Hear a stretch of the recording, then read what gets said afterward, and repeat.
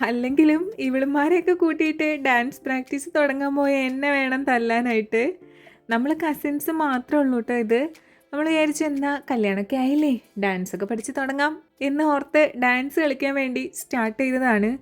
എവിടെ 2 സ്റ്റെപ്പ് ഇട്ട് കഴിഞ്ഞപ്പോഴേക്കും പിന്നെ ഞങ്ങൾ വർത്താനമായി, കഴിക്കലായി, കളിക്കലായി.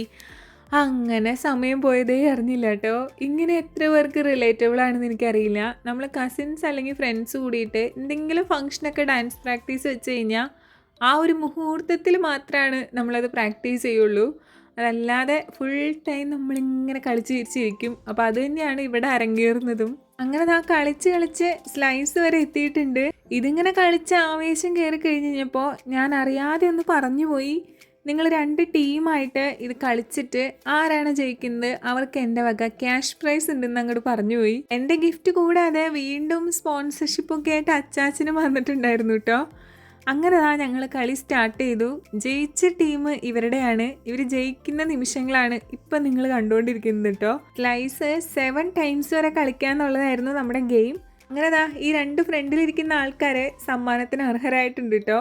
ആ ബാക്കിലിരിക്കുന്ന 2 പേര് ഇപ്പോൾ തോറ്റ ടീമാണ്. പക്ഷെ പ്രോത്സാഹന സമ്മാനം നമ്മുടെ അമ്മ കൊടുത്തു കേട്ടോ, വിഷമിപ്പിക്കാതിരിക്കാൻ. എന്തായാലും ഞാൻ ജയിച്ച ടീമിനാണ് സമ്മാനം കൊടുത്തത്. അങ്ങനെ കല്യാണത്തിന് ഡാൻസ് കളിക്കാൻ എന്ന് പറഞ്ഞ് തുടങ്ങിയ നമ്മുടെ കളി ഇപ്പോൾ എവിടെയാണ് നിൽക്കുന്നതെന്ന് നമുക്ക് പോലും അറിഞ്ഞുകൂടാ കേട്ടോ.